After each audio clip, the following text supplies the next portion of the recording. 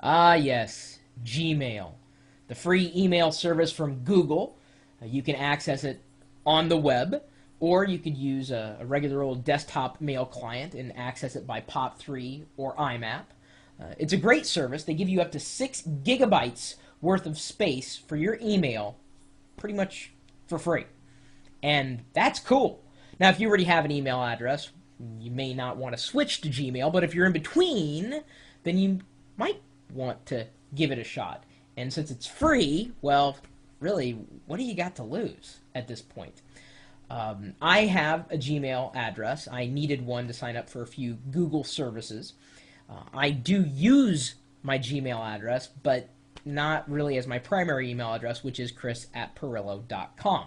It's a nice email address to have that I'm going to carry with me likely for the rest of my life, or at least as long as chris@pirillo.com works as an email convention.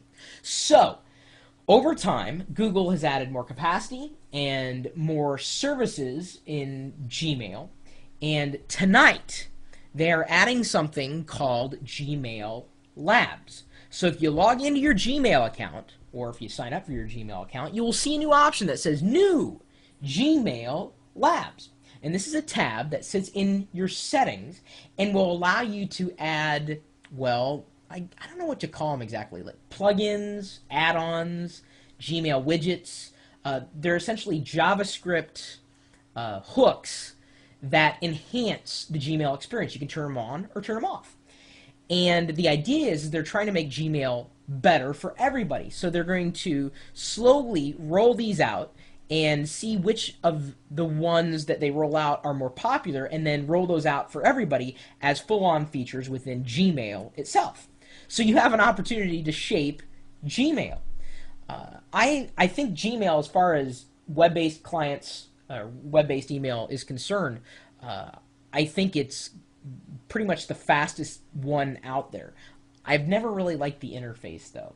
So I'm kind of hoping for a few Gmail Lab interface tweaks to pop up over time. So, to begin with, they've given you quick links, and that'll add a box to the left column that gives you one-click access to any bookmarkable URL in Gmail, so you can save frequent searches, etc. So you can turn it on or turn it off. It's up to you. Superstars, and that adds additional star icons, and then you can choose which icons you want to use in the general settings page. Pictures in chat, because you see you can chat with your Google Talk or Jabber buddies as well as your AOL buddies through gmail.com. So now you can add their buddy icons, their avatars right there. Fixed width font, there's a tweak for that, at least when you're replying to messages or looking at that message for a reply. Custom keyboard shortcuts, mouse gestures, and if you've never used mouse gestures before, it's a lot of fun. Maxthon, the free browser for Windows, or Opera also has mouse gestures. You can click and then move a mouse a certain way and then it'll do something.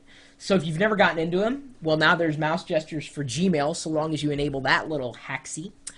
Signature tweaks, random signature, custom date formats, muzzle, and that conserves screen real estate by eliminating I believe the comment that may be underneath the one of your buddies in the sidebar, your chat buddies. Old Snakey, so if you've ever played the Snake game, you can play Snake. There's a Gmail game now. Hey, I can't make this stuff up. Email Addict, and it says, lets you take a break from email and chat by blocking the screen for 15 minutes and making you invisible in chat, telling you to go outside. And then hide unread accounts. So those are the ones that they're starting with. They're experimental. So, nobody knows if they're going to be around, indefinitely. But the point is that Google is starting to open the door for their developers in-house to create features for Gmail with the potential of them actually rolling out into the product for the rest of the world, anybody who uses Gmail. Personally, I like the tri-pane interface. That's one of the reasons why I always appreciated Outlook Express or Mail on OS X, Outlook, Thunderbird. I like that interface. It's just clean for me. It's very organized for me. Gmail just never really seemed to be as visually stunning as I would expect it to be. But then again, It's fast, and you can't argue with speed. So there you go. Gmail features. Look for the Labs button right there at the top of the screen right now, or it's going to be in your Settings tab. It's going to be the Labs tab. Look for it at gmail.com. Maybe you know of a few other Gmail tweaks out there, likely unofficial. Maybe you have some email tweaks floating around inside your head. Feel free to email me. I'm chris@pirillo.com.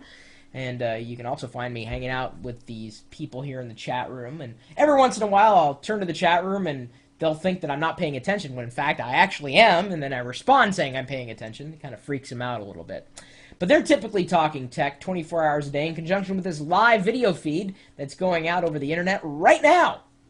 So why don't you join us? Stop by and say hello. We're at live.pirillo.com. We'll see you later.